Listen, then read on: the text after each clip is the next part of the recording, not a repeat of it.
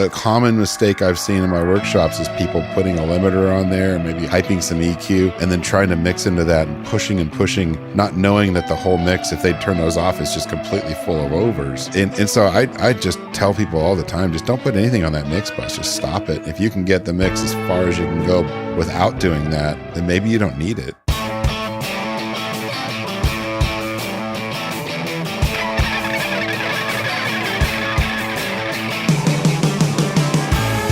Welcome to Recording Studio Rockstars. I'm Lid Shaw, and this is the podcast created to help you become a rock star of the recording studio. Hello, Rockstars. It's your host, Lid Shaw, and welcome to Recording Studio Rockstars, bringing you into the studio to meet with recording professionals, to hear their stories and learn from their experiences so that you can take your records to the next level and be a rock star of the studio yourself. My guest today is Larry Crane, editor and founder of Tape Op magazine, started in 1996. He's also owner of Portland's Jackpot recording studio since 1997. Larry is a freelance producer-engineer who's worked nationwide and is also the archivist for the Estate of Elliott Smith. His career has taken him down many paths, working as a record label owner, radio station music director, DJ, record distributor and sales, freelance music journalist, book editor, and bass player, playing in bands since 1984, including Elephant Factory, Vomit Launch, and the Sunbirds. He's spoken on and moderated panels about recording for Tape Op Con, South by Southwest, North by Northwest, NARIS, AES, and CMJ, and has worked with many artists, including Slater Kinney, The Decemberists, Jenny Lewis, M. Ward, Go-Betweens, Elliot Smith, Stephen Malkmus, Quasi, David J., She and Him, Richmond Fontaine, and many more. Basically a list of who's who and cool bands. I remember back in 1996 when my mentor, Brad Jones, also a guest on the podcast in episode 34, came back from making a record out on the West Coast and handed me a small Xeroxed folded zine that he said some kid was making out of his bedroom in Portland, Oregon. And he was like, "You're going to like this, man. I think this is right up your alley." It was full of interviews from the alternative side of recording and shared the perspective of the record producer underdog. It was aptly named Tape Op, which was traditionally the first role of a new engineer in the big old school studios. But in 1996, a tape op represented those of us with a 4-track, making our own records on cassette tapes in home studios. It was the coolest thing I had seen in recording culture back then, and it has never let me down in 20 years. I am beyond honored to have our guest joining us today, who has fueled generations of musicians, producers, and engineers from the home studio all the way to the biggest studios around the world. Please welcome Larry Crane to Recording Studio Rockstars. Larry, are you ready to rock, man? I think I'm ready to rock. Thanks for letting me in the door here and everything. Dude, it's a pleasure, man. I mean, I'm not kidding around when I say you and Tape Op have been a huge part of my life for my entire recording career. Oh, thanks, man. I always hoped that people might take something away from it. And I think doing the magazine has far exceeded any goals I could have ever given it, Yeah, when you started, I mean, I'm not sure how many of our listeners, who I like to refer to as the rock stars, remember the era of zines, but a zine was basically short for magazine, and it was like, people in the alternative punk rock culture would create these Xeroxed magazines. Our band had one. So my band out of St. Louis, not to bum rush the mic here on you, but was called Enormous Richard, go figure. That's what you get for naming your band in college. Hey, I was in Vomit Launch, so what can I say? There you go. And then our zine, which we sent a monthly zine to all of our mailing list, all of the band fans, was called Popular Dickhead. I like that. I think people would have a hard time understanding if they were raised where the internet was always kind of around. They would have a hard time of understanding that why you would, Xerox and staple and mail something to people. But, for people to connect back then about, esoteric topics like, recording at home or small recording studio stuff, or, even just certain bands and things they liked, that was the way you had to do it. Otherwise, you just had no voice. Plus, it was just fun, man. What a great creative outlet. Yeah. We're currently scanning the first 10 issues, like exactly the condition that the paper and glue stick masters are in. And we're scanning those and we're going to put them up on the website now. And a lot of people have never seen these and they're really terrible, I think, and amateurish because I did the layout, and especially the first couple issues are terrible. Scanning them is awesome. You probably end up printing them out exactly as they're originally created. And, you can buy the first 10 in a little sweet bundle. You go to Kinko's and just get them made. You make replicas. So, okay, here's a fair question. When you set out to go find your first handful of copies, did you still have them safely kept on the shelf, or did you have to go find a friend who had collected them all and get them back? No, I've always had a copy of each. So at some point I was missing one issue, and I think I found one. I've always had copy. I'm a really good, diligent archivist. I still have cassettes of things I was doing in high school and stuff. I've all the tapes. I'm only missing a few tapes of anything I've ever worked on that was personal, not other people's sessions, of course. Do you already have an archive that's so large that you couldn't listen to all of it in your lifetime, or are you getting there? I don't know if it's that large, but I wouldn't want to listen to it in my lifetime. You already did, right? Yeah, I already heard some of this stuff. There's just like rough mix cassettes of Vomit Launch sessions from the 80s and things like that, which, you just kind of set them aside. You don't really maybe need to hear them, but who knows? But, with the magazine, I was doing the layouts on cardboard and glue stick and paper and printing things out and gluing it in place. So I still had all of that carefully boxed up. So I just sent it to one of our guys to have him scan it and do all the assembly. That's for so the PDF cool, man. version. The pieces of paper are lifting up, and there's probably flies on it. So it'll be kind of interesting. I hope the flies get scanned in too as well. I know. I think we're going to do it. We're going to go for pretty rough looking, I've heard. So if there's a brown circle from a coffee cup stain, it's actually legit. It's authentic. There probably won't be those because I didn't drink coffee back then. But yeah, they're pretty. There might be a little bit of odds and ends going on. Some strange stains or something. Were you drinking Nitro Cola? You remember Nitro? Oh yeah, and I didn't do any caffeine, and don't believe me, I wasn't, I didn't join Fugazi or a Mormon cult. I didn't drink any caffeine from like 21 to 41 or something like that. Probably a good thing, man. I didn't need it. Now I do. Getting old. Oh God. Well, that's awesome, man. So one last comment about the cassette culture. That was a real thing I remember in the 90s and late 80s. I mean, like my friends, I was never so good at it, but my friends who I really admired, their cassettes always came with like special cutouts from magazines, little collages, you'd write your own stuff and make these beautiful artistic covers. Oh yeah. There's a photo. I can look right across my room here, and there's a shelf, and there's a bunch of, I was on cassettes like when I was still in high school or just started college. I was on compilation cassettes with things I'd recorded, and there's solo cassettes that I put out like from 81 on. And so I can see all these just sitting right over there. You couldn't, to do vinyl. In fact, I know because the first time we did a Vomit Launch, the first two Vomit Launch records, I helmed the record label basically with the bandmates. And, it was expensive to do 1,000 copies of an album. It still is, Yeah.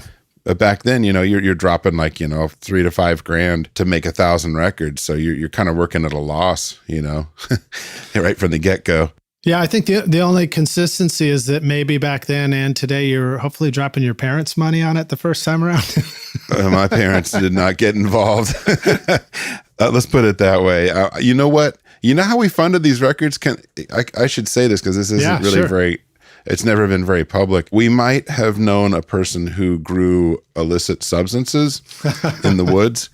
And so I had to take a trash bag full of some stuff, 3 hours down to the Bay Area and drop it off with somebody and collect the money that for some reason they'd earned from the previous bag and bring that back. And that was I did that a couple times, and that was the money that funded the record, the record pressing and everything. But I mean, if I'd gotten caught, I would have been in jail for 10 years. So no doubt, man. But also, thinking of the area that went to, that you delivered that to, you were trying to bring creativity and music and a magazine to the world. But think about the possible tech startups that, maybe Skype that we're using today was conceived over, enjoying something that was not totally allowed yet in San Francisco at that time. Exactly. You got to wonder, because we were living up in Chico, California, which is about 3 hours up in the valley, and there's a lot of good growing areas up in the hills there. So Yeah. It was interesting. It was, I was very driven to do this kind of stuff, and I was pretty careful on that drive down there too.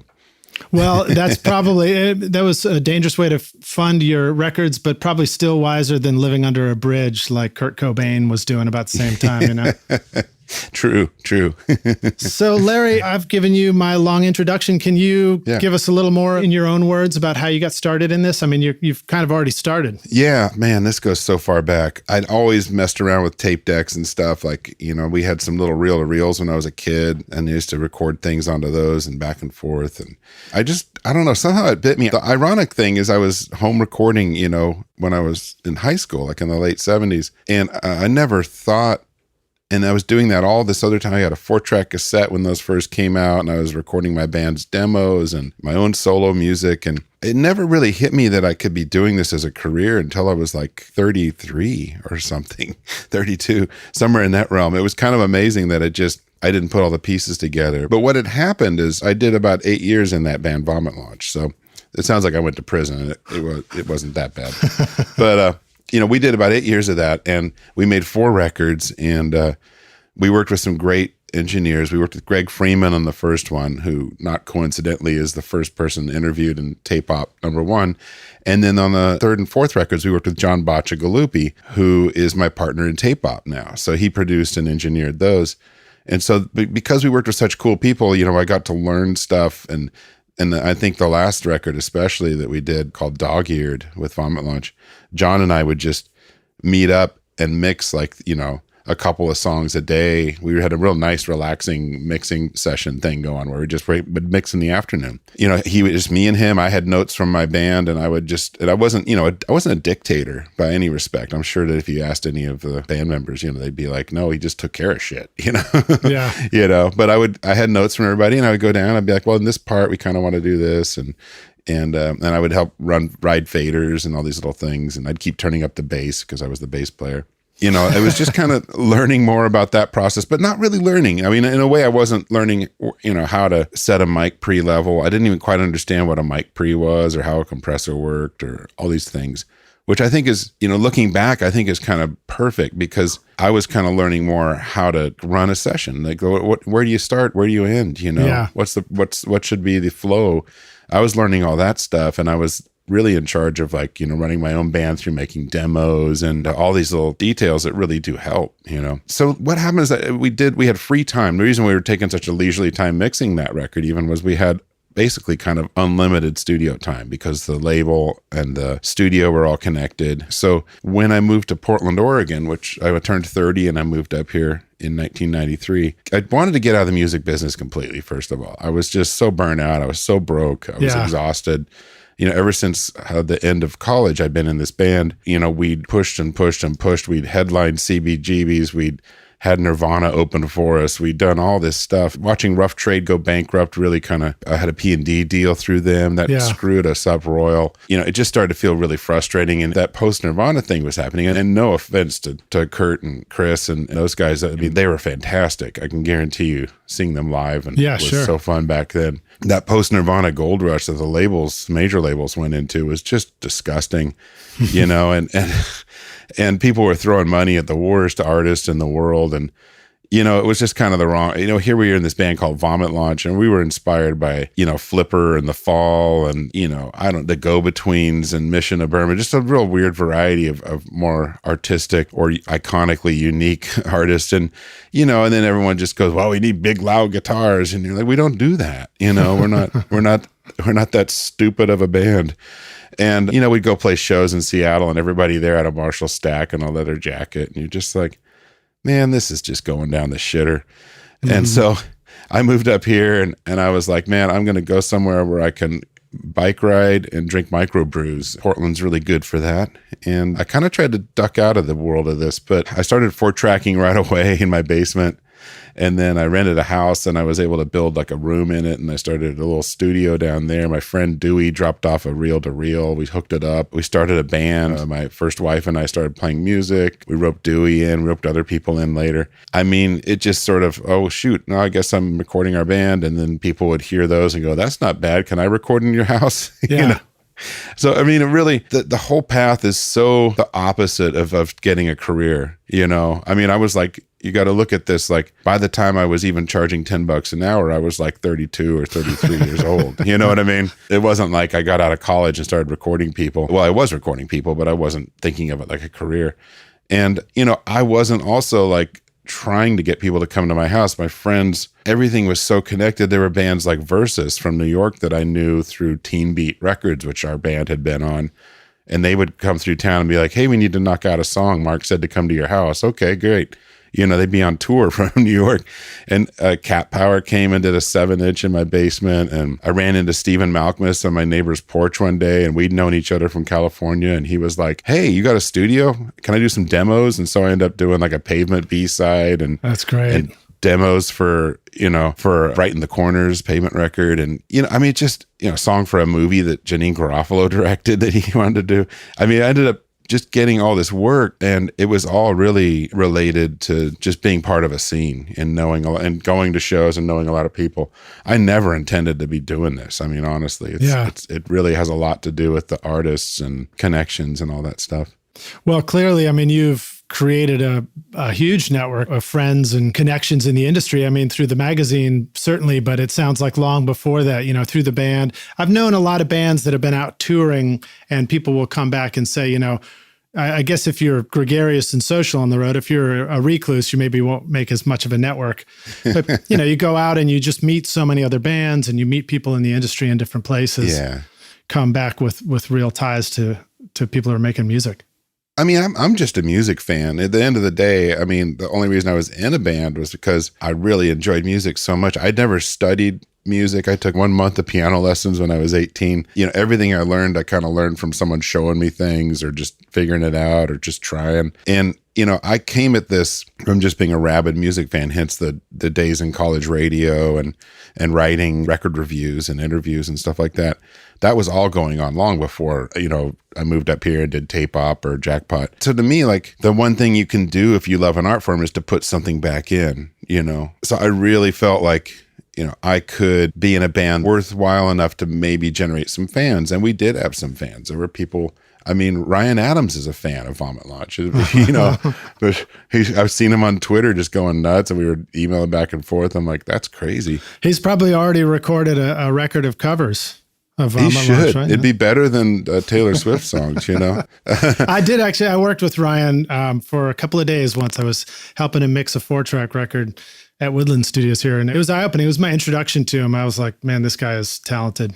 Oh, God, what a cool voice, right? Yeah. I mean, it sounds, when he sings, it sounds like he means it. And I think that, you know, those are the things you start to learn. Like, as a music fan, you go, why are some records better than others?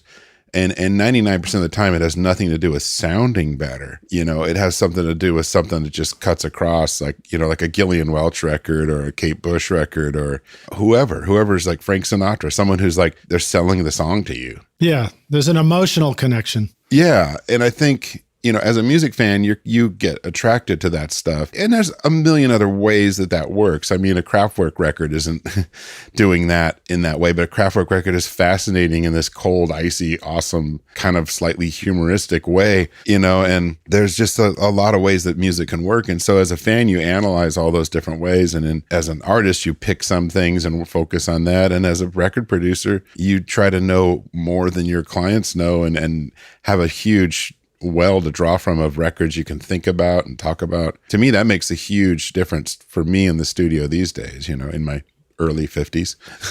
Yeah, well, you know, I remember the experience of being a fan of music first and growing to love all these different kinds of music. And then my first experiences of recording were like, you know, we're out of tune. We didn't know what we were doing. It was probably horrible, but man, did I enjoy it. I loved it. You know, it was the excitement level of the first chances you get to record, hearing yourself back and everything is such a thrill. And then I came down to Nashville to go to recording school after I had already played in bands. And I didn't know anything about the industry. I didn't even know Nashville was a music hub. How did you not know that? We're going to turn this interview around. Wait a minute. What? I just really I just found a school down here, MTSU, and was like, wow, that looks like a cool place. I still thought I wanted to go to school and then go back up to St. Louis where my old band was. And that period of your life, possibly where you've graduated from college and your friends are still in the college town and you think that college town is going to be great forever. And 4 years later, all your friends have moved away and you realize it was just a dream that was dissipating. I stuck around my college town for 8 years after college or so. And, it was like, and I don't want to be too disparaging because two of the band members are still there and I just adore them. But, I couldn't stay there. And the guitar player too, she and I both actually ended up moving to Portland, like a mutual escape. I know the weather in Portland, I know that rain is kind of a big thing, but is it temperature-wise the kind of place that somehow makes it really comfortable to be in a studio? Do you have to have AC going all day? Is it just kind of like you leave the windows cracked and it's just right? No. I was just out there, obviously in Nashville, and it was humid and hot as shit, and it was awful. But it never gets quite that nasty in the summer, but it'll hit 100 degrees, to sort of medium humidity. Yeah. And so, my studio now, obviously is fancy pants, but the old space that we started in, we had to have an air conditioner in the wall in each room. You have to turn it off and on all the time. Yeah. And, even your gear just heats the room up so much at some point. In the winter, it can snow here too. So it's like you're it's not like extreme weather. It's not like, super hot, muggy summers and freezing cold, icy winters. Like, it's not like being in Minneapolis or something, but it's a wide enough breadth that it's not quite as mellow as people might think. It's you have to have some kind of heating and cooling and situation, in a studio. In my house, I don't have an air conditioner. There's a few weeks a year where it's just like, yuck, it's hot, Yeah, I bet. It'd be nice. Well, I've enjoyed some time out on the West Coast. Mostly I was in Los Angeles, which is different, but boy, the weather it can be nice. Well, so Larry, I like to ask our guests to start us off with an inspirational quote. Have you got anything you'd like to share for the rock stars to hear? Yeah, the longer I do this, the more I realize that everybody is lying to themselves, like 90% of the time with recording, and I really think that the basic quote would be, don't trust what you think, trust what you hear. Yeah. But the subtext to that is that you have to learn how to listen. I think that's the hardest thing. And you have to learn to just turn things off, strip stuff down to the simplest signal paths. I always start that way too. Like, don't just start plugging stuff in or laying plugins on or doing some kind of rote way of working, because you're probably going to fuck up royally, Mm-hmm. I think when I teach my workshops, I find that so many times someone will play something and everyone's like, man, that's a mess. And I start just stripping plugins off, and I just do some real simple little EQ cuts on a few channels. I lightly compress something, and all of a sudden the track just opens up. I think I want to write an end rant for the magazine Sim where I just basically say, like, the whole idea of, like synthesizer patches. You go to the store and you play a synthesizer and it's like, oh, that sounds so cool. And then you take it to the studio and you can't get it to fit in any song because it's got 20 delays and reverbs on it. And it's all huge. And it goes from like 20 hertz to 20 kilo. It's not an instrument. It's a joke, it's something to sell the keyboard, not a sound to make records with. And I think that applies also to plugins and a lot of virtual instruments. A lot of things that are going on right now they're made to sell themselves. They're not made to really make records with. This is a real vast overview. There's a lot of products I use that do work, but I think people fool themselves into, it's like, it even goes back to that whole thing of like solo the track, make the guitar sound really great, then it doesn't fit in the mix. It's exactly. A simple thing.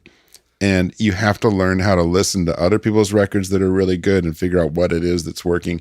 90% of the time, it's great arrangement. Beyond the emotional component, which we talked about earlier, I think 90% of the time, it's just an amazing arrangement. There's a lot of space. If there's a rhythm guitar, it's not always playing, that kind of stuff. It's so simple. But people go in the studio and they make the same mistakes over and over and over and over. And it's like, that's what led me more into production of just stopping, put my hand up and go, no, don't strum all the time. You're an idiot. Show me one record you like that works that way. And they pull something out and you're like, that's a Nashville acoustic, that has no low end. That's why you can strum all through the song. There's tons of space. Oh, I never knew that, so you learn these things. Right. Well, so the band that I played in St. Louis, one of my instruments was fiddle. And what I would do is I would think up a little melody line that seemed to fit the chord progression. And then I didn't really know what else to do. So I just played it over and over and over through the whole song, And it wasn't until much later that I'd listen and go, oh, Jesus, it's so much better when I stop playing when the singer's singing and then, only come in and during the solo or something. I went to a local music festival called PDX Pop Now a couple weekends ago. And I probably saw somewhere in the neighborhood of 40 or some odd bands, over the 3 days. The ones that really that didn't translate did not leave space. They just had no dynamics. They'd be 1, 2, 3, 4, and all the instruments were in all the way through. Some of them just comping the same chords. It's just you'd listen to it and you go, God, if one person just stopped for a second and then came back in, it would be more interesting. Yeah, so exactly. It's just a total cluelessness. And I think there's a desire for musicians to fill up space to make them more comfortable to put vocals on top or things like that. But, well, I mean, come on, dude. We got hundreds of track possibilities, right?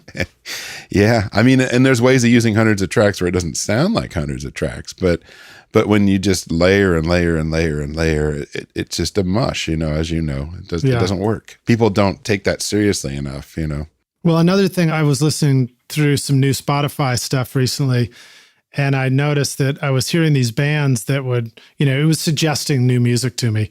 And so I'd hear some band and immediately there was a vibe and a sound and something going on. But then I would realize that they would just keep doing it over and over and over again for 3 minutes. And I was like, well, where's the song going? It's not going anywhere. It's just, you landed on that one cool gem, but, present it to us. There's those things foreshadowing and give a taste of something and then bring it back later. So the next time you hear the song, you hear that taste and you go, oh yeah, I can't wait for the payoff at the end. I mean, there's some really obvious musical structures and functions and ways to screw with people's emotions, with music. And it just blows my mind how people don't take advantage of that. They don't listen to other records, map out how those work, and then put that into their own music. When I worked with Elliot Smith, he absolutely did that. And he carried around a whole list in his head of weird little bits of songs that just did kind of tricky things that he would pull out and use, like a certain kind of harmony or a certain kind of drum break or, dropping this out, bringing this in, just stupid little things that work. And even on songs that are maybe gross, he would pick and choose little ideas and keep them in mind, and well, he had a lot of experience playing music. His earliest band was Heat Miser, right? Was that one of his earlier ones? When he was in high school, he had a band called Stranger Than Fiction. Even they were recording to cassettes and 4-track cassette and selling their tapes around, and so he was doing it for a long time. That's cool. Well, so I had one last anecdote about the idea of see something cool, plop it into your song. Why doesn't it work? Yeah. And this one isn't about a plugin, but it was about another production that was really cool. I was working with the band and they really wanted the intro to sound like this 9 Inch Nails song. And we kind of got to a point where I was like, let's just rip it off. Let's just copy it right off the beginning of 9 Inch Nails and plunk it right down on the beginning of the song and see what that sounds like. Just as an experiment, And funny enough, it totally didn't work. We took the exact same sample, threw it on the beginning of the song, and it just didn't have the same thing somehow. So, to me, that was a lesson in that idea that you can borrow conceptually, but you can't just always literally pull from here and put it right there. Collage is about introducing your own artistic perspective to make it work. Absolutely. I mean, that's another big mistake people make is to say that, you can just sort of listen to some certain song and copy something from that, like make it sound like Taxman, and you're like, no, you didn't, it's a different song, give me one little idea you like in that, like the octave bass line or something, like, okay, that's a cool idea. Use that somewhere. But, when people are just trying to imitate or copy, it's absolutely, you're setting yourself up for failure. It's even like the idea of you go into the studio and you're like, okay, I'm envisioning the record's going to be like this and that, and you got all these ideas, and then you start tracking, and it's not that, it's something else, and you don't let it be what it is. Right. That's always a recipe for failure. Yeah, you're going to sound like Radiohead. And you start playing and it sounds like, Psychedelic Furs. And you're like, well, let it be the Psychedelic Furs. That's fine. You're not doing Radiohead type things, Well, what's interesting to me is just a reminder that take the Beatles doing, what did you say, Taxman? Imagine them doing a remake of the song. They wouldn't even get it to sound like the old version of the song. They wouldn't care. You listen to bands that try and recreate their own sound later and they don't even get it the same. No. I think, it's always to me, it should always be about moving forward. And when you have ideas or something, you just take the barest snippet of an idea and play with it. And the biggest ideas I get are really arrangement ideas. I mean, just listening to stuff and going, oh, cool, dropping that out there, come back in, simple things, Yeah. All right. Well, so let me jump forward to some of these questions I like to ask. How about sharing a story about an important failure for you? I mean, you talked about your career changes and stuff, shifting from band to studio. Give us a nice anecdote. One of the things I think that kind of formulate or changed the way I was heading was, I had great experiences working with the people in the studio, in the 80s. I couldn't vocalize some of the stuff as an artist. I couldn't, I remember saying one time to John, I said, run that through a compressor. And I thought that meant like a bandpass EQ, and he puts it and he's like, well, is that better? It was off a cassette anyway. How compressed could it get? And he goes, is that better? And I'm like, oh, I didn't know how to say, like, just cut the highs and lows out, Yeah. I think that sort of frustration, and I wasn't frustrated with John in a scenario like that. Obviously I was frustrated that I didn't have the vocabulary to say the right things, I could say, punch in and overdub, but I couldn't say like how to compress or equalize or affect things. Well, effects I knew more about, but just to have that vocabulary, I think that sort of frustration or failure on that end kind of pushed me further to just kind of learn more, and I think any artist would be well served to learn a few things but then decide how much you want to know. How much do you really want to learn about recording? And, some of the records I work with that I enjoy the most are where people have learned a little bit and stopped, and they know just enough to kind of vocalize what they need. They don't care about the details about that. What am I doing over there with the mic pre? They don't care. They don't ask questions. They don't walk in the room and go, ooh, I can't wait to hear myself through that, warm audio EQ, and you're like, I might not use that today. Did you leave me alone?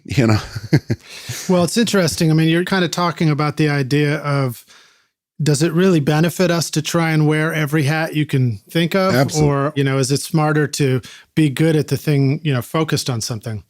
I think being focused, but to have a bit of a grasp and some tools, is good. Yeah. For an artist. But I think, when I've gone, like I went and I had to sit in on a mastering session recently, and I never once asked the guy like what he was running things through or what his signal chain was. I just listened, I listened and we A/B'd and I responded, and I wasn't questioning his process. I was just questioning the sound, like, is this right?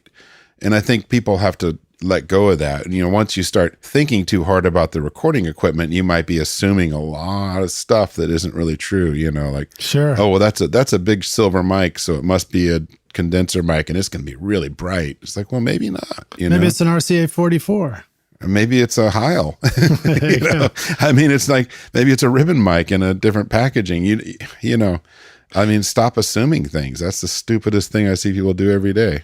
Well, I remember having a mastering experience with Jim Domain here once, and he showed me 2 ways to load the project into his digital realm. And I didn't have to get involved in what was going on, but he just showed, he said, like, here's this way, here's that way. And then I listened, I was like, oh, I really like the sound of this one over here. And to me, that's helpful, Yeah. I mean, you can give someone choices, and a good engineer will say, like, I just had this experience the other day. Like, it'd be like, it kind of could be this way or that way. What do you guys think? You interface with them, you work well, So now how about sharing with us a moment of success story for you, something where everything really came together and you just felt like I'm on the right path? I think it happens every day. I mean, I'm not saying, Yahoo, I'm great, but I just feel like I hit plateaus all the time, especially on the engineering side, where things just get easier. In fact, I did a session last 2 days before this that was all on 16-track 2-inch, no computer, no nothing like that, all old school. We had 5 mics on the drums, and I just put them up and I was kind of like, yep. I did 1 EQ cut on the kick and I was done. I did compression on the room mic. That was it. No other EQ, no other anything. I didn't even have to move the mics around. And I was like, holy shit. I mean, number one, I was recording a very, very good drummer. But, number two, it's like, I've done this so many times, I kind of have an idea what's going to happen, You know how it's going to work. Yeah, and I measured the overhead mics from the snare. I just did these things. I'm like, if I don't do this, there'll be a problem. I set it all up. I know the room. He started playing. Would you put the overheads about 50 feet away from the snare or something? 50 miles. 50 miles. That's right. That's just right. Actually, I did the Glenn Johns sort of miking trick, and I hadn't done it in ages, and I don't think I'd ever done it in this room over the last 9 years, because I'd always had a failure with it in my old studio, which was a horrible sounding live room. So I did the Glenn Johns type thing, and it came out so good, and it really is appropriate for this recording. So it was kind of nice. I'm like, okay, it works. That's super cool. I was just talking to Matt Ross Spang and Jeff Powell when I was in Memphis about using the Glenn Johns simple, 3 mic technique. And they also had this really great theory about how if the kick drum is parallel with the bass amp, and I think the bass amp is supposed to go on the left, on the hi-hat side, righty drummer, and the guitar amp goes on the right. It may have been the other way around, that somehow all the phase is correct on everything. It all just seems to work out just right. That's awesome. I thought that was pretty hip.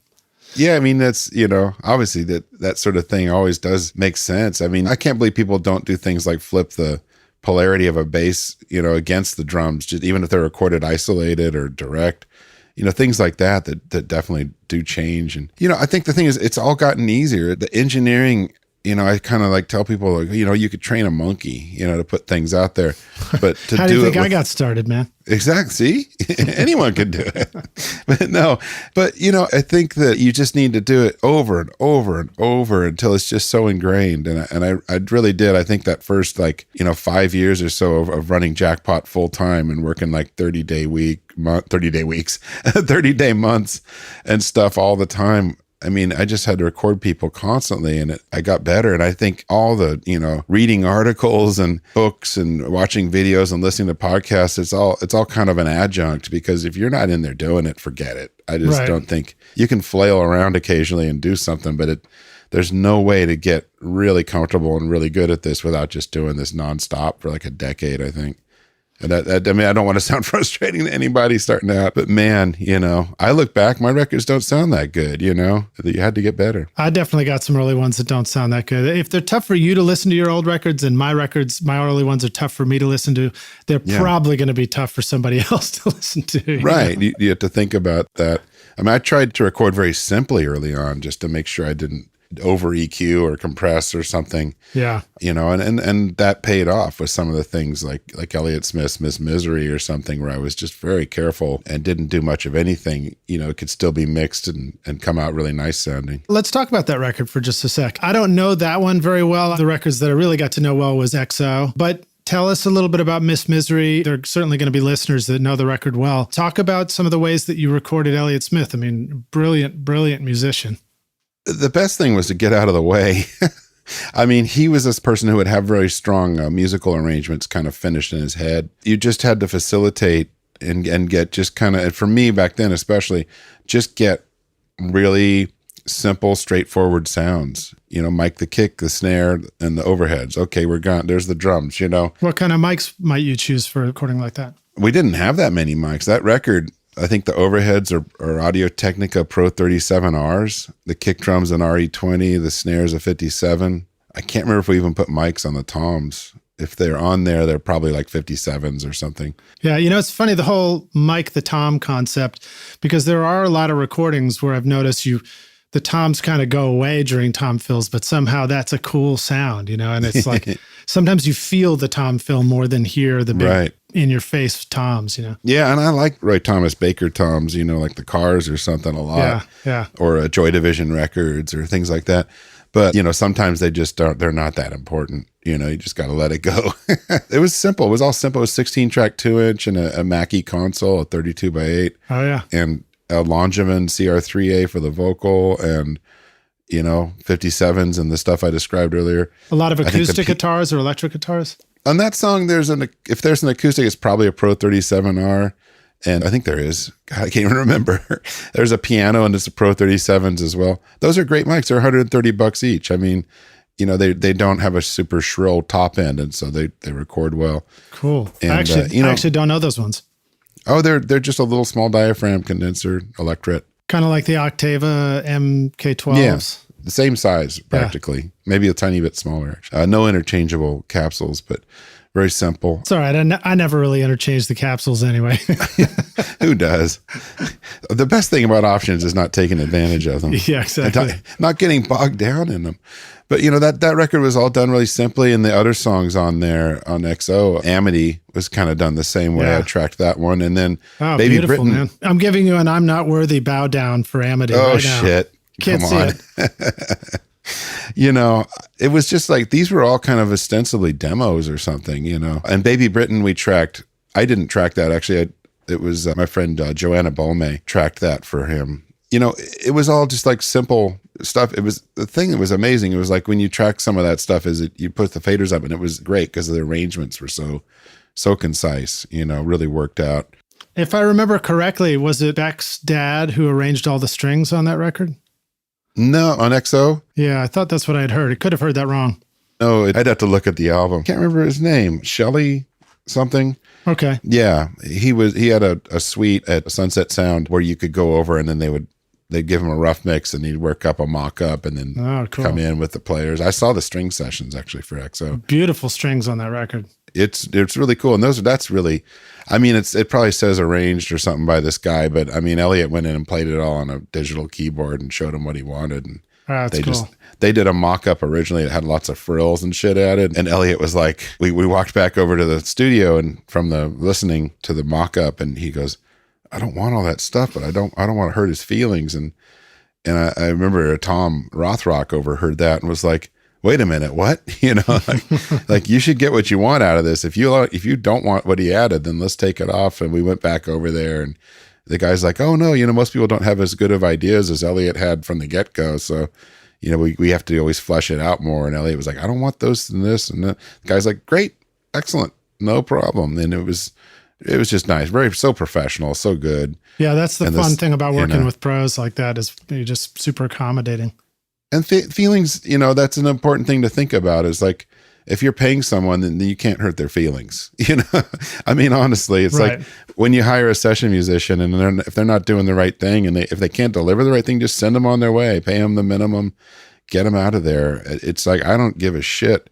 When people bring in their friends to play on an album and I'm producing it, if they're not cutting the mustard or they're not playing what I want to hear, I rearrange it, I guide it, I map it out for them.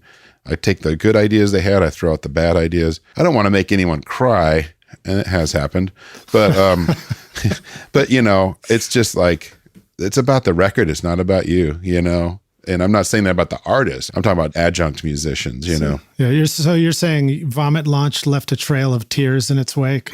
No, a lot of people cried about that, but I just more so when you're working on like a songwriter's record and people keep coming and they've selected people to play on it. And if they're not up to snuff, it's just kind of like, that was nice. Thank you. Bye. And then you call your friends. It's not even always like that. It's not even always like the musician is not necessarily delivering. Sometimes it's just, you as the producer, it's just not what you're feeling or you need to or you're still searching and trying to figure out what the song needs and stuff. So, I shouldn't say you, I should make that a me statement. Yeah. Me and the artist. When I'm making a record, I'm protecting the artist, from themselves and from other people. And, like that goes anywhere from having to sit a studio owner down and just berate them for having a shoddy studio to telling musicians thanks a lot, see you later, and calling someone else or anything, keeping people away from their own bad ideas. Yeah. I really like doing that. I love that position, especially something that's maybe more focused around a certain songwriter as opposed to a band. But even with a band, you'll have to shut maybe somebody down here and there to keep the thing really solid, Sure. Yeah. No, I just had an experience recently where I found myself really trying to sort through things and was protecting the artist, really, really capable musicians. And the artist was new, making a record. And I found that my protection was realizing that these capable musicians could guide the artist instantly in 10 possible directions. And I had to just keep pulling it back. It's like, hey, see this really simple guitar strum that she does, or this super simple piano part. We need to just really stick to that, and then just barely go outside of that, not to do it to a whole new place. Yeah, and it's not a case of a musician being deficient. It's a musician being so good, but they're not producing. That's the thing that you have to kind of tell people sometimes, like, thanks for the input, but, let me keep this on track. You don't. And I've seen that sometimes the better the musicians, the more you get that, kind of junior producer feedback, and you've got to just go, hey, go get sandwiches, get out of here. Let us do the rest of this. Cause that feeling of when someone does their part and then hangs out and starts just piping up all the time, sitting behind you. Oh yeah. We call those interns and we fire them. Yeah. Well, interns are always good to fire, but yeah, there's a certain thing where it's like, you've got great instincts. Any idea you have would probably work as an overdub or an arrangement idea, but we don't need it. Thanks a lot. Bye. It's a weird feeling. And I'm just kidding. I give a shout out to my interns. They rock. You guys rock. I won't take interns anymore. Jackpot has been intern free for almost a decade. Does that go on your byline? It should, intern man. free since. So please stop emailing or calling if you are wanting to be an intern. Please stop. That's great. Do not go past go. Do not collect $200. I just have no desire to deal with that ever again. I had some great ones back in the past, and I had some horrible ones. And now I have employees, and I think that is just much more fun. Well, I think we can segue to something that I discovered about you recently that's new. I definitely want to talk more about Tape Up, so we'll come back to that in just a sec. Yeah. But internship programs is a form of giving back to the community and teaching. And I've noticed that you've started something recently. You're doing lynda.com videos for teaching. Sure. You want to tell us something about that and let us know what that's all about? Yeah, this has been really cool because for years I've done workshops at my studio, and we'll have like 10 students and people just come for a weekend. And what we do these days with the workshops is we take their mix and their multi-track and we kind of pick it apart and just talk about how things could work better or be recorded better or mix better, all these different details. And it always opens up a lot of different doors. We talk about phase relationships and, cutting frequencies and all kinds of the classic stuff that helps. And you talk about tracking, you talk about how rooms sound and how rooms shouldn't be in the mix or in the mix and a bunch of different stuff. So been doing that for years. And I happened to be at a meeting with the lynda.com, David Franz, who runs the pro audio part of that. And it was a meeting for Tape Op, and I was like, man, I'd love to do something like this because I was thinking about doing some of my little bits as videos from my workshops somehow. And, the great thing about doing Lynda is like it's working for a school or something, you get paid. When people watch them, you get royalties. So it's fantastic. I was thinking of just putting things on YouTube just to promote the studio. And it's like, oh, wait a minute. I can actually do a concise, comprehensive courses and then have them up there. For the initial stuff we did, they sent up like a 4-person crew with 2 cameras, and they were doing all, they had a producer, a director, all this stuff going on. It was just fantastic. And then they just take it and edit it and do all the stuff to it. And the last ones I've been doing are the weekly courses that pop up on every Friday for free. You can watch it for free for a week, and they're mostly screen capture. So I'm doing like a voiceover and showing how I do something. And most of the stuff I try to do, generally, it's something you could almost do like with a tape deck and a console or Pro Tools or any kind of DAW or just any recording scenario. There's probably something in there. Generally, there's a few things that are definitely, hardware or software related, but yeah, lots of times I'll just be showing like how to make fake ADT happen or something, like, right. Exactly. That's cool. So it's just a lot of techniques. It's fun to get it out there. Well, it's something that's interesting too about you choosing to put it on a platform like lynda.com versus, YouTube. I've noticed from my own experience, and I think from what I hear from other people, as people, we just have a tendency to place a higher value on something that we've actually put a higher value on by paying for it, And so in a way, you're doing a student a service by having somebody invest a little bit into watching these so that they really want to extract the most out of it. I think the platform like Lynda is great. It's $25 a month. I mean, come on, people, you drink more than that in beer and coffee, Yeah. You can watch every video that's on there for that fee. And so there's tons of stuff. There's photography, there's filmmaking, there's a million things. So to me, it's really good because there's no stuff on there that's just garbage filler. There's no random dude sitting in a room just yammering about something he knows nothing about. It's all been vetted. It's all people that are experts in their field. And there's a lot of other people doing recording courses. Maybe they're covering a certain software, like a new version. So there's whole other courses on there that cover huge recording stuff. And it's just fantastic. It's like, I think the thing I like about it is like, if you go to it, it's organized, it's professional.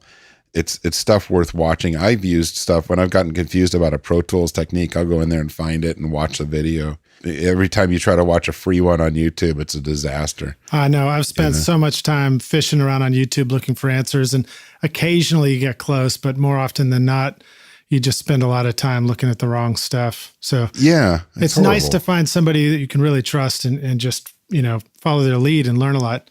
Absolutely. So, Larry, thank you for doing that stuff. Let's jump over to Tape Op for just a sec. Sure. I'm not even sure what questions to ask you, but I know that you have interviewed some of the greatest producers and engineers and musicians that exist. So I wondered if you had some favorite stories or favorite interviews you might like to talk about, guests that you've had that just been, a great experience for you. Yeah, I mean, some of them were like lifetime goals, like just to meet Brian Eno was kind of like, wow, this is amazing. And, along the way, just even hanging out with Robin Hitchcock backstage or oh man, cool. people like that, was just such a treat. It's nice to come to meet people on a professional level and say like, I'm going to interview you. I know your music, and then talk about that for a while. It's always so let's great. Pause with those guys. You just gave us a lifetime worth of questions. What are some things that you learned from Brian Eno that you would like to share with us? Well, I've always been really into his work for years, since I was in high school or something. And the thing that I love about it is the sort of intellectual creativity of it. It's not, he looks at everything as like a way to learn and a way to explore and to see something fresh and new. And I think that's a really important thing to keep in mind, that music is art and it doesn't have to be constructed in any certain way, and it doesn't have to follow any rules. In fact, if there are rules, you should subvert them. And and sitting and talking with them, we ended up talking about a lot of different stuff. It was enlightening. I wish we could have done 12 hours of it. Yeah, I bet. What's a thing that Brian taught you about that our listeners, the rock stars, could take home and use right now as an experiment? One of the things he was talking about right at the end of the interview, I think, was Where the Streets Have No Name, the U2 song, and how it kept morphing to the point where he felt like by the end, all the original parts were gone and it had been replaced with something else, and it was no longer working in some sort of way. And he wanted to just go and erase the whole song. And in some ways, I kind of wonder what would happen if he had done that, But it was also sort of possibly an instigation to get the band just to wrap it up, just stop jerking around with this song. Just call it a day. And remarkably, that was at a time when they were actually pressing, erase on analog tape. This wasn't multitracks with undo. No, I think he'd armed all the tracks and told the engineer, wind the top and hit record, just wipe it out. And somebody stopped them or something. Well, so there was another anecdote I heard about him working with U2, I think it was, or just the way he liked to work, where when you start the next mix, if you're working on a mixing console, you go to the next song on the reel of tape, right? And your pre-existing mix from the song before is still up on the console. And to always run a print of that with, yesterday's mix on today's song before you get going, because you never know what you get. And I do those kind of things too, to see what happens. And I think that's so important. And I think it's more important now than ever in a sort of total recall world that we live in with stuff. People just get so locked into nothing accidental is going to happen. I think there's still the reason I love to mix all my records through a proper console, and I love to work with analog equipment. I was turning a mic attenuation knob yesterday and it was crackling. And, luckily I was working with guys who've been around a while and they just laughed, and they knew what it was. But sometimes you do that and younger clients in the studio are just like, oh my God, oh no, and you could never make your real 1176, compressors quiet when you turn those knobs, Right. They always crackle. I just gave up years ago, so you just go, and they just freak out like everything is broken, and you're like, that's fine. Well, what if it cuts out? What if it cuts? Just keep an eye on it, If this is the real world, we're not inside a computer. Well, as human beings, I don't think we would be here if it weren't for accidents, right? Yeah. Night before the wedding, I was told in my case. Yeah. Oh man. Well, and as far as that idea of Brian Eno and doing the alternate mix, in the world of DAWs, I guess you could just take a song that you're working on and just for fun, import the mix from all the other songs on the record and just quick bounce them down, just see what happens, You could just throw the audio files onto a template, you know? I mean, yeah, there are systems and things you could do. I think the most important thing, and I've been trying to formulate how to do this because I want to do a course kind of about listening skills, but I think the most important thing is learning how to recognize when things are cool or interesting, even if it's all kind of wrong. Maybe there's one little tinge of something that you want to keep for an idea like that, process like that, like, oh, I don't like any of that, but listen to that weird echo on the snare that's out of time, maybe that'd be good on the bridge, like just being able to recognize that and know what's cool and know what's not cool is so important, because a good sign of someone that doesn't do that would be when you put the wrong kinds of effects all over a record just for fun and it doesn't really do anything. It just sounds like a mess. Whereas, when you hear just one little effect applied perfectly to one certain thing, it just completely changes how it feels emotionally on a section, or something. Yeah. It's not like everything has an intellectual beginning to the process that adds an emotional component, but you also have to be ready to hear those things as ideas that add emotional and be able to employ them, And you can't always manufacture a happy accident. No, you just got to know them when they happen. Probably the more you think about it, the more it's going to fuck up on you, honestly. I think there's so many ways to go wrong in recording, and I hear it all the time. People send me their records and things they've made, and I'm just like, why, Yeah. And I'd say that disparagingly because I can hear sometimes that just the slightest change would have made it better, whether it's just too much room sound on certain instruments or too little or, just a sloppy out of time part that should have just been cut or fixed and, just little things that really come down to just a quick, 4-minute fix, and that's when it drives me crazy. It's like, you weren't listening. Yeah. I mean, for me, I know that I can't always listen. I just know that I got to be in the moment and I'll miss things. Oh, and sure. It's one of the reasons why I do like the ability to take a record, go home, take some notes, and then come back in and just, go through those notes. It's like you talked about going into the studio with all your band members' notes. You're being careful and methodical about it. And I'm going to guess that you also didn't let yourself go down, too many rosy garden paths on a tangent. You just sort of made sure you stuck to your homework. And yeah, I think that you have to focus in and out when you're making a record, especially the mixing process. And I think so often people focus in, and just lose it. Just completely. Okay, now the snare sounds great. Like, well, where'd the kick drum go? You've got to always have an overview, and you can't hear. Audio memory is very short in the human brain. You got to always be zooming out and assuming that you're hearing the wrong things and focusing on the wrong things. I think a lot of it's like a sort of mental game that you need to teach yourself to do these sort of exercises to keep from locking in and obsessing and to keep pulling back and seeing the full overview and feeling the emotional part of a thing. I mean, there's definitely, I've watched Manny Marroquin take a song and start building a new mix, and by the end, it's far more emotional, and he knows how to do that and how to squeeze it and how to make that happen more than he heard the potential when he started mixing the track. I think that's an important way to think of working. Don't kill it with precision. Everyone always says, watch out about tightening up those drums or tuning the vocals. And it's like, but there's times to do it and there's times to not. That's a simple formula. But the tough part is knowing what the right answer is and when to use it. Yeah. You use it when you really, really have to. That's all it is. Is it making the song distracting in a weird way? Then you fix it. I mean, it's an obvious example, an obvious answer, but people, they mix themselves up. All right. So you mentioned Robin Hitchcock, another favorite of mine, Balloon Man blew up in my eye. Exactly. Tell us something that you learned from Robin. Well, the thing that was really nice talking to him was how much he didn't know or care about the recording process. He would just try to be in situations, obviously, that would feel comfortable to him, it sounded like, where I would have discerned a sort of like mysterious magic, like his Often Dream of Trains album is a very kind of like late night, got a certain vibe to it. And I expected these sessions were like, candles and all this stuff and, late at night. And he's like, no, just went in and knocked the songs down.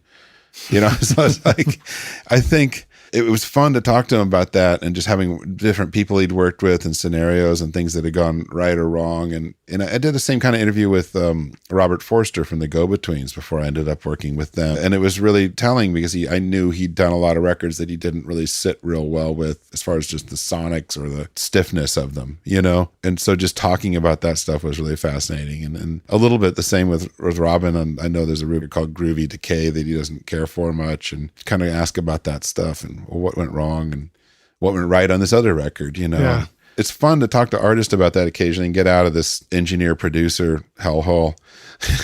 Yeah. And, think about, this person's made a lot of really great records. Like, what is coming at it from and what's he taking away, that kind of stuff. That's cool to hear these discussions with Brian and with Robin. And I appreciate that these guys as artists sort of, there's a story surrounding their approach and the experience. Maybe not digging into some of the tech, but how are you doing on time? Can I ask you to dig into a little tech with us for just a sec? Yeah, sure. How about some tips for us, something that you like to do for mixing across the stereo bus? Are there any sort of tips or advice you have for us for how we can improve our mixes, just the way we address where the left and right are going? I think the key thing is to not start with anything there. From my experience, is just mix through a good console if you're using a console, or if you're mixing in the box, just mix without that as long as you can go. The common mistake I've seen in my workshops is people putting a limiter on there, maybe hyping some EQ, and then trying to mix into that and pushing, not knowing that the whole mix, if they turn those off, is just completely full of overs. And, you start introducing like subtle distortion, digital clipping, all this stuff that no mix is going to be benefiting from generally. And so I just tell people all the time, just don't put anything on that mix bus. Just stop it. If you can get the mix as far as you can go without doing that, then maybe you don't need it, and then let a mastering engineer take it the next level. Do you have any more tricks or advice for us as far as how to avoid getting into clipping by accident? I mean, obviously taking those limiters off, but if we've got nothing on there and we're like, God, I just keep slamming everything. Just keep pulling things back. And I start with my mixes pretty quiet and then build them up and up, Yeah. Like as far as overall levels coming in. I mean, the great thing is mixing through a Rupert Neve designed 5088 console is like everything's coming in through transformers. It's all discrete. It's 45 volt plus and minus rails. Yeah. I mean, it's optimal analog. And so even when I'm slamming the output bus, it's going back into digital, which has quite a bit of headroom. If I want to get a kind of almost a flattened mix a little bit, I can just sort of pull the master bus back a notch and just let it just pump into that final stage, and it can handle it. It doesn't really start to crackle until you just go ballistic, For those of us who are mixing in the box, do you ever find that a good trick is to sort of turn your volume knob up a little more so that where you're putting it that's loud still has plenty of headroom? Oh, yeah. I mean, the whole trick is to just stop pushing faders up. I mean, it's amateur hour when you're doing that. If you're listening and you go, wow, vocals are quiet, well, then turn everything else down. Like if something's not coming through the mix, then cut the frequency that's getting in the way and then push it up in the mix. It's all about that. It's all about reducing frequencies that don't need to be there and reducing levels of things that don't need to be dominating. Lots of times it's about cutting fundamentals of certain tracks. I frequently find that electric bass has too much at 100 hertz, and I'll do a really narrow EQ, a really tight Q cut of maybe like 10 dB, Wow. And just take the honk out of the bass. It's the easiest trick in the world. And once I started doing that, I was like, oh my God, everything's better. So just listen to things and go, is there too much woof in the kick drum? Is there too much, nasally honk in the snare? Like reduce these things that are sort of, they might be a real core part of the tone, but you just bring them down and find a spot where they sit better. Now, when you were discovering this notch cut for the bass, were you discovering it by looking at a graphic EQ where that cut just looked like a huge move? Or did you discover it some other way where you were just trusting your ears and then you went and looked at it and was like, oh, wow, I didn't know I was doing that. Put an EQ on boost and just sweep back and forth till at one point it's just ridiculously loud. And that's the one where the bump is, right? Yeah. So then cut that down and reduce the Q to make it less drastic, and then find a spot. I mean, it's all listening. It's like trying to keep the notes even, especially for bass. Once you start doing that, if you do it just right, it'll actually even out all the notes on the most electric basses. That's cool, because that's definitely a big challenge I've found. Is it's so frustrating when you have certain notes on the bass where the whole mix explodes. And you're just like, God. It's non-intuitive to say cut fundamentals of some instruments, but if the fundamental is very dominant on a track and you just give it a slight cut of some sort, then the other frequencies can rise up and you've got like an airier vocal, or you've got a guitar that'll punch through for a solo or something like that. And you're cutting this strong fundamental, but you're letting the other sounds get in there better. A great example would be electric guitar feedback. When it turns into kind of a sine wave, just cut that sine wave note, and then let all that other stuff around there become more dominant. And it's going to be a richer tone. Interesting. That's great. Great tip. Simple science. But I love that. So when the guitar starts feeding back and then it goes, ooh, just cut that sine wave and you get all the overtones and harmonics instead. Right. Even if it's has to be like an automated thing or something, or just do it while you're mixing. I mean, it's so frustrating to try to point this out to people, and I feel like with my workshops or something, they're just like, no, and you're like, you can put up someone's tracking and everything is barking out on certain fundamentals or overtones and stuff like that. And you just start reducing some of these frequencies and all of a sudden the mix comes together, without even trying. And I think that's an important thing to realize. It might even only be at certain points in the song, like it might be something where someone belts out one line and the bottom fundamental just gets really thick, or they get too close to the mic and it gets really deep. So, you could go in and just reduce that little spot. I use iZotope RX5 a lot. Which is a noise reduction software to do spectral attenuation of just certain frequencies at certain points in time and bands. And I do a lot of really meticulous work with that software when I'm mixing. Very cool. So if you're going to use that, would you have to take the wave file out of the session, load it into that, and then just go through and kind of spectrally EQ certain spots? Yeah, there's a thing called Connect that it has, and you can send it to the standalone from Pro Tools and then do the work and then drop it right back in where it was. So you can select a whole file or a region or whatever. Super cool, man. Yeah, real handy. To me, if you said you could only have one piece of software, maybe everything had to go back to tape, but you keep one piece of software, it would be that piece of software at this point for me. Wow. Everything else is redundant. When I'm working on tape, like I was yesterday, I could listen to things and go, God, I wish I could just dump that into RX5 and put it back on tape. Because I know how I want to tailor stuff. I want to change certain tones or take out little clicks and pops, all kinds of things that software is just amazing for sculpting audio. I end up doing that a lot. I'll take out amp buzz. I'll take out Leslie speaker hum. I'll take out even like the hiss from a really overcompressed like room mic. I can take that background hiss out of the track, clean up like bad vocals. I'll fix the proximity effects of them so they sound even. I'll take out like lip sounds when they don't sound right, or artifacts that don't need to be there, pop Ps, that kind of stuff. That's cool. I've used RX on files before, and I took a click track right out of a vocal. It was right in the middle of the word, and I still got it out. I couldn't believe it. And I've heard people talk about using it for other cleanups, but I haven't gone back in to do those things you just described. So love it.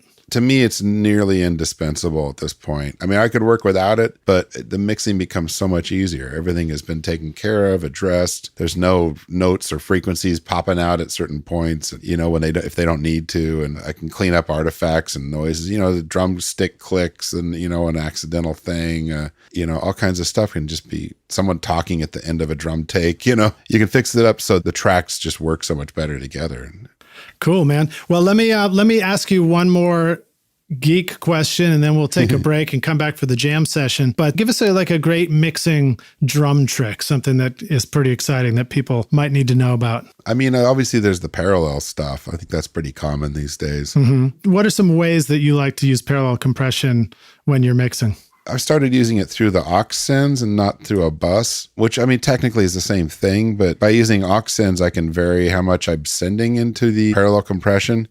I'll typically use a TG1 Chandler. Those are great. EMI. Yeah, it's really one of my favorite. Do we have a plugin equivalent of that? They don't make one of that so far, I don't think. It wouldn't be as good. I mean, I'm sorry. Hello, plugin designers and Dave Burners over at Universal Audio and all the good people, but they get pretty close these days. But I don't know about something like the kind of limiting distortion that I get out of that. Yeah, is going to quite really be the same, But, if I make it in the box, I'll just take an 1176 plugin and use that for some mashing. But the TG1 is my weapon of choice. But I'll use the aux send and I'll solo just the return of the compressor and just work on blending the stuff from the auxes into that without hearing the clean drums, just to make that a thing that I want to blend in under the drum tracks.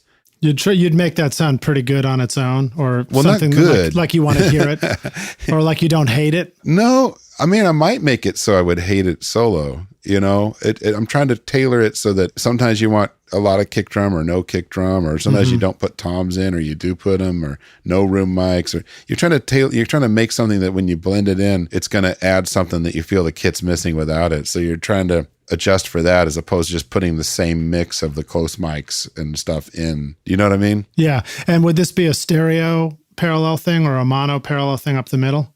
Started as stereo, but lately I kind of started just panning everything to the center, and I might just start going with one channel of it because when your toms are being parallel compressed, they get a lot more punch to them, but it's like they're pushing left to right, or whatever. Yeah. If you got them panned. Lately I've been just panning the TG1 center for the two channels and just bringing them up as a mono thing, and I think it has a little more impact. And I don't know, maybe that's kind of lame, but no, well, I mean, if you got a tom hitting on one side and you send it to parallel compression, but bring it back in mono, now it's hitting on the left and the right. Right. It's just boom. It's cutting. It's hitting harder. So cool, man. That's kind of a little trick. Yeah. So let's take a break and we'll come back in for the jam session if you got a few more minutes. And then Rockstars, before we go, just a reminder, I'll include links to everything we're talking about in the show notes, which you can find at rsrockstars.com or recordingstudiorockstars.com. And if you're listening on your iPhone or your phone podcast app, you should see the show notes right there where the logo is for this episode. You should be able to just press through with your finger and it'll take you right to those links as well. So if you want to learn more about this stuff, go hear some of the records that Larry's worked on, find the lynda.com videos, and check out Jackpot Recording and Tape Op. I'll have links for you there. We'll see you guys in just a sec for the jam session. Hey everybody, it's Lid Shaw, and I want to thank you so much for listening to this episode of Recording Studio Rockstars. I really appreciate you, and I really appreciate your time. And as a way of saying thank you, I've created a special mix tutorial just for you, Rockstars, totally free, called the Mix Master Bundle. With it, you get over 2 hours of detailed videos watching over my shoulder as I mix a song in my studio. Plus, I give you the free ebook that explains how I recorded the tracks. And you get downloadable multitracks so that you can practice your mixes, including the Pro Tools session file, using nothing but stock plugins in Pro Tools, all of which you would find in any other DAW, whether you're on Logic or Studio One or Reaper. Maybe you're struggling with trying to improve your mix technique, or maybe you just simply don't have access to multitrack files or can't record a full drum set in your studio. I wanted to give you a chance to create your own mixes from full drum kit, bass, and guitars recorded in my studio. The song is called American Winter, and it's off my instrumental record Skadoosh, and it's all available for you totally free right now. All you need to do to get it is text Mix Master Bundle to 33444, and I'll send it directly to your email. Again, that's Mix Master Bundle with no space to 33444, or you can go directly to mixmasterbundle.com, enter your email, and I'll send all the files directly to you. Thanks so much, Rockstars. We'll see you guys in the jam session. Cheers. Rockstars, we're back for the jam session here on Recording Studio Rockstars, and my guest today is Larry Crane of Tape Op Magazine and Jackpot Recording Studio. And Larry, are you ready to jam? Yeah, I got to get my ass in gear, right? Well, we'll just turn the amps up loud and go for feedback. All right, so Larry, when you got started out in recording, what was one of the things that was really holding you back? Oh, I think knowledge, like just I needed to learn what a mic pre was and how you set those things, that kind of stuff. That was the hardest thing. Yeah. What are some things? Obviously, there's more resources now for somebody who that's holding them back. What are some places that you suggest somebody begins to go look for that knowledge today?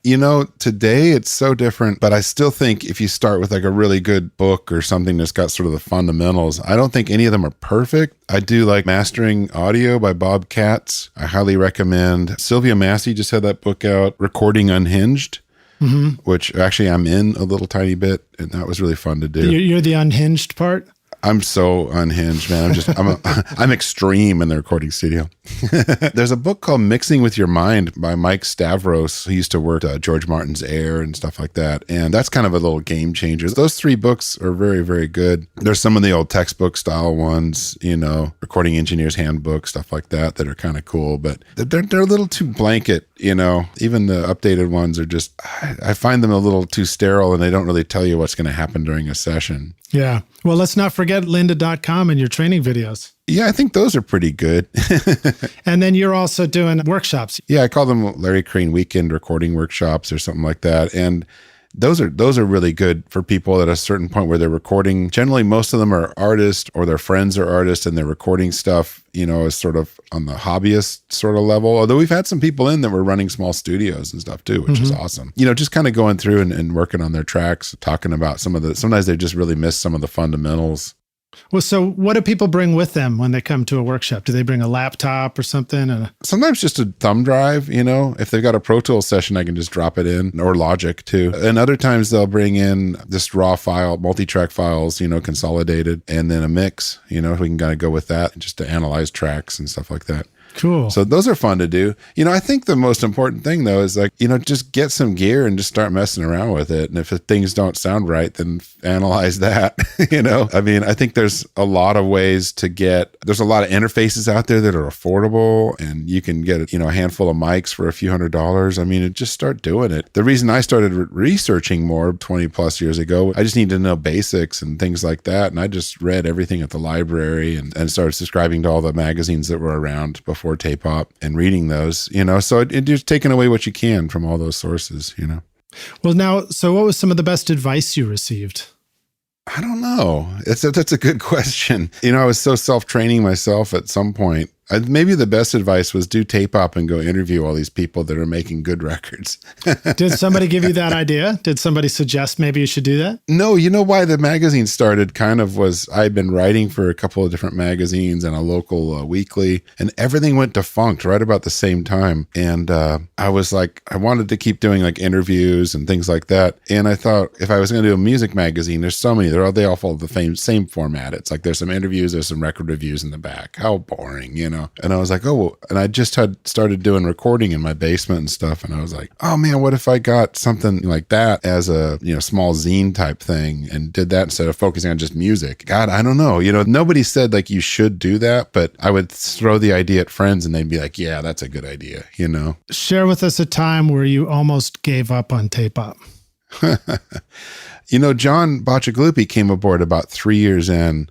In 99. I think if he hadn't joined, I don't think I would have been able to keep doing it. I'd maxed out my credit cards. At that point I was using a real printer and distributing them through distributors. It was a lot of work. Every time an issue would get done, I'd have all these boxes in my house and I'd have to do zip coding and bundle them for the post office to get the shipping rates. And so you have to go through and sort all these address labels out. And it was just, I don't know. It was a lot of work. I wasn't selling ads. I wasn't making hardly anything on ad sales. And, I could have stopped right around then. Probably I would have stopped if John hadn't come aboard. So there's definitely that point. So that was a point at which you sort of made a switch and you figured out how to bring in some revenue to keep the whole thing alive and design a business plan around it? Yeah, well, John had to kind of cash influx it for a little bit there. He paid himself back, in case anyone's worried.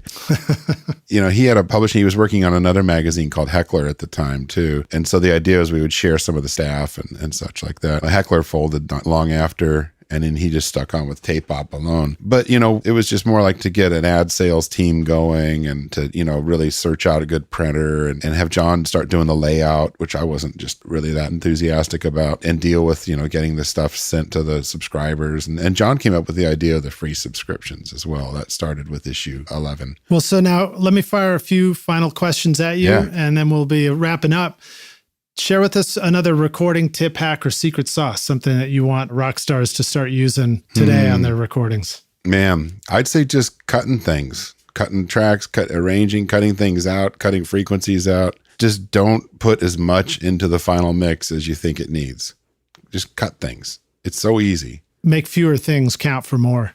Exactly. If like we talked about with fundamentals and cutting fundamentals, if it's that sort of cutting, if it's just cutting a track out completely or deciding where it comes in and out, those things are massive, and people just don't do enough of it. Believing nothing is precious except for the final song. I have this vision of like a mobster, TV show where your character is the cleaning man or something. You get called in to like clean up the mess. Whether it, man. Whether it's EQ or deleting tracks in a song. Oh, I'll just be like, what? Why are there 3 different snare drum samples? Like, I don't know. It just doesn't make any. Why aren't we using the real snare drum at all? That's really weird. So now share with us a favorite hardware tool for the studio. And by that, I don't mean you have to tell us about the 1176, but maybe there's something that you always have on sessions where you go, oh man, I'm sure glad I got this with me. It could, even if it's your iPhone, who knows what. The Tama Rhythm Watch is a metronome that you can tap along and figure out a BPM of something. I have 2. I have one at the studio and I have one I keep at home if I have a session where I travel. The great thing about it is even if you're working like in Pro Tools, and I love using the grid mode and the built-in metronome in Pro Tools, even though I just figured it out like 2 years ago. The thing that's great about using your independent metronome is like you can stop and start and do stuff in the middle of a song, where if you want to do that, you have to make like a map of your metronome in Pro Tools to have it say just intro the song and stop. You know what I mean? Yeah. So I love having an independent, metronome. And when you tap it, it starts. So it's like, it's not one of those things where you turn it on with a switch and it starts on a random beat, Dude, I love you, man. You just won the millionth, customer coming in through the door prize. Because I swear, I'm holding in my hand right now the Boss Dr. Beat DB66. It's my metronome. And I kid you not, when I came up with this question for the jam session, this is exactly the answer I had in mind. That's the tool funny. I had in mind for myself, was just, using a metronome on sessions. It's a physical thing. I've never been able to rely on the tap tempo in Pro Tools or any software because, your session's already rolling. Maybe you're recording people. You can't, it's not reliable. You need to be able to tap along. And another trick that I learned with the tap tempo, because, the musicians are playing, right? They're already playing. And without them asking you, hopefully you're already finding a tempo for the track so that if you're going to suggest a click on the next take, you know exactly what it is and it fits in beautifully for them. One of the things that helps is to keep your volume down. Don't have the volume up on your metronome. Just watch the blinking light until you're confident that you've nailed it and then just like sneak it into the mix. Oh yeah, I've started it in the middle of a take or where they were doing a run through and everyone's like, yeah, that's better with the click, you cannot do that with Pro Tools, No. Like it just doesn't work that way. I'm amazed that they don't have a plugin that kind of works more like that, is a little more hands-on or something. I don't know, it's weird. But, that's the one danger of working in a DAW, I think, is that things have become very rigid. And when you want to embrace that, I've done records recently where we're all about grids and chopping and shuffling, and that's fine. If it's the music is just not calling for that, but you need a little bit of help with a metronome or this or that, it's so much easier to do that externally and just record the track in, Yeah. All right. So then my next question is a favorite software tool. And before you answer that, I will propose one, because the metronome that I've found on the iPhone that I really like is called Tempo. And it will function just like one of these hardware guys. So if you're looking for a software one, Tempo is the one to check out on your iPhone. Okay, Larry, take it away. I'm going to say Isotope RX5, right? There you go. I knew it. I already said that. Yeah. I mean, I think it's pretty amazing. And once you really get comfortable using it, the stuff you can do. I mean, I watch documentaries now and I'll be like, why didn't they fix that? Because I know what it's capable of. Wow. Yeah, it makes sense. So you could match room ambiances and things like that. You can reduce like reverb in a track. I mean, all kinds of crazy stuff. So, I mean, I think it's really changed the game for me. And I think what I'm able to do for people that send me home recorded tracks and what I'm able to turn around and send them is just massively changed because of that. That's wild. Well, so a Rockstar's a reminder, though, to work into your billing. What do you call that? Pre-production? You call that RX5 time? Because obviously that takes a little bit of time before you're actually in the studio mixing, right? I'll do it on the fly real quick if I just hear something. Sometimes I mix really fast. Sometimes I'll mix like the luxury would be a song a day. Obviously, that's crazy. I've only done a few records. The reality is a song every half hour. Maybe not that fast, but like I work 10-hour days, so maybe like 3 songs or something, 3 or 4 songs max. Generally, if I've tracked them, if it's to tape, I can mix an album in a day and a half. But if it's someone else giving me sessions, I don't know what I'm going to be dealing with. It might be half a day per song. If it's hundreds of tracks or something. It's just really, everything's different these days. You never know. Someone will say, "Oh, it's just a small little band," and then they send you 100 tracks. You're like, what the heck, but sometimes it's justified, sometimes it's not. It's all variable. So now share with us a resource for the business side of doing records. Oh yeah. You know what? QuickBooks Online, I hate to be a shill for these guys because they haven't always been the best to interface with the Macintosh world. But QuickBooks Online, by my favorite way of keeping track of our books and doing our billing and stuff, because we can send someone an email with their invoice as a buttons to just click to go to do a bank transfer or pay with a credit card. So for like our deposits or just billing after a session is over, we just send the email and someone does it. We're notified when it's paid. We're notified if it's overdue. I really like using that a lot. It's saved us like having to go down to the studio, call and type in a card number. Yeah. I used to spend a lot of money paying my manager to go do all that stuff. And now it's just like send one email. I use an alternate but similar version called FreshBooks. But one of the things, not to go off on that, but one of the things that I like about both of these is they have an iPhone app that goes with it. And I've actually sat in the movie theater seeing that there was an unpaid invoice before the movie starts and just go beep and it goes out again. And you don't have to turn your brain on and think about composing an email and, well, what am I going to word in this email as a reminder to these people and everything, all this stuff that's just Absolutely. a distraction. I've been riding the bus downtown and someone goes, "Yeah, I want to take your workshop," and I'll send them the bill, and I'll put them on a list in Google Docs of the people who are taking the class next, and it's all done. It's like, then I'll go and see a show. That's great, man. Now, what about something I know that goes hand in hand with the online billing stuff is sort of keeping track of hours on projects and, days in the studio. Do you have any tools that help you just sort of keep track of the time spent on a project? Yeah, I can start an invoice, and I'll label the days that I'm working and the calendar dates on everything, you know what I mean? So that someone can go back and look and know that I'm being honest, because I want to be honest.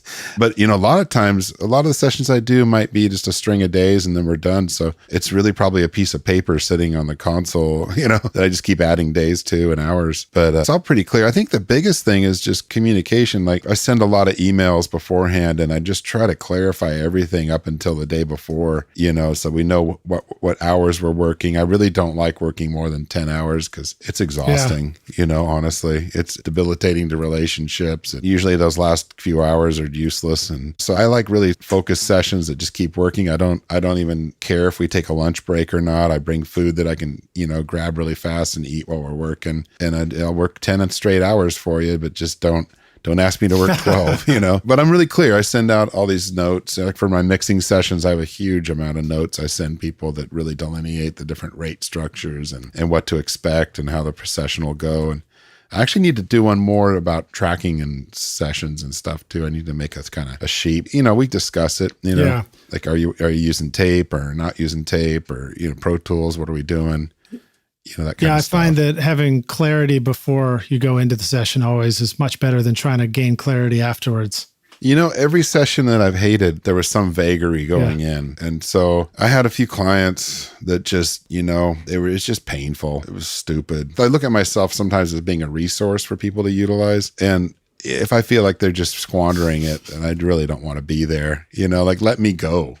Seriously, I have no desire to be in the studio if we're not doing something. I am Mother Earth. Love me. Yeah, Mother Earth, love me. You know what I mean, though? Like, I'm not a fan of recording equipment. I'm not a fan of studio time. I would never seek to go sit in on a session that someone else was doing. It's really, unless I was doing it for the magazine. I don't want to be on other sessions. I don't want to be in the studio unless we're being super productive and things are happening. I'm not at all interested, I'm not fascinated by it. And I say this like, just to be totally honest with clients, it's like, I'll tell them, I'm like, if you don't want to be here, I don't want to be here. If you don't have a game plan, I don't want to be here. Like, I want to come in, I want you to utilize me. I'm going to work really fucking hard. And then I'm going to go home and watch TV and drink a beer, Yeah, I love it. I could almost say that back to you as you're a fan of music and listening to records. So let's hurry up and finish this so we can start listening to it. Yeah, that's right. That's the total truth. When someone comes in and I feel like they're really wasting their money, I'm not interested in being part of that.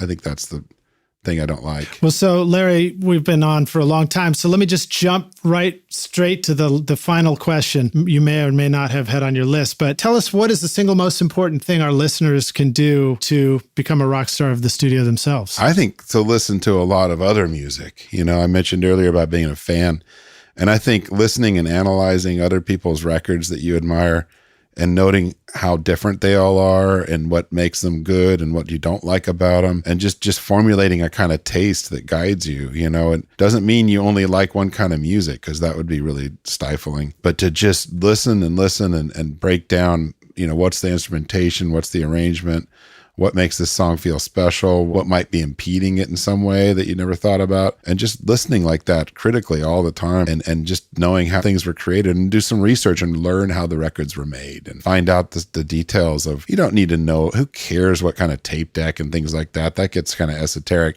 But, what were the rooms like, and how many mics did they have, and how were things laid down? Were they laid down together? Were they laid down in overdubs? That kind of stuff. Just learn a bit. Mm-hmm. If you really like a record, learn more about it, and you'll gain something from it. If you walk into the studio like it's Memento and every time's a clean slate and you don't know, you have no taste and nothing, and it's just all about today, you're going to make a mistake, Yeah. That's the way I look at it. Right on, man. Well, thank you. That's good advice and great to close out on. Can you let our listeners know, the rock stars, how can they find you? How can they find more out about Tape Op, Jackpot? Yeah, we got a lot of different websites. We've got tapeop.com. We have jackpotrecording.com. I've got Larry-Crane.com. That's like a little hyphen. Larry-Crane.com is my personal site. Lynda.com for my courses, LYNDA.com. That's the main stuff. And Tape Op and Jackpot are all on social media and all that stuff. It's pretty easy to find us. And you would like people to not email you asking for an internship? You can go ahead and try. I'm going to stop even responding to those requests. No, just forward them. Have a list of studios that are looking for interns and just forward them. Well, Larry, you totally rock, man. Thank you so much. This is the longest you and I have had a chance to hang out together, though I've known you for a while. And thank your wife for allowing me to steal your time away for a couple hours. No problem, man. Excellent, man. Well, thank you so much. All right, man. I look forward to seeing you around the studio and coming out to Jackpot and meeting you out on your home turf sometime. Yeah, definitely. I'll be out at Chris Mara's event in November, too. Oh, cool. I'm going to be there, too. Yeah. Excellent. We'll see you then. All right, dude. Awesome, cheers. Man. You too. Bye. Thanks so much for listening to Recording Studio Rockstars. If you enjoyed the show and want to help make it better, please leave a rating and review on iTunes to help reach more people. You can click directly over to iTunes or go to recordingstudiorockstars.com/review for an easy explanation. And if you want more free content, all you have to do is text RS Rockstars to 33444. Again, that's RS Rockstars to 33444, and I'll keep you in the loop with articles, videos, and podcast updates. And I'll let you know about any upcoming giveaway offers, all totally free. Thanks for listening. I'm Lid Shaw, and this is Recording Studio Rockstars. Now, go make great music.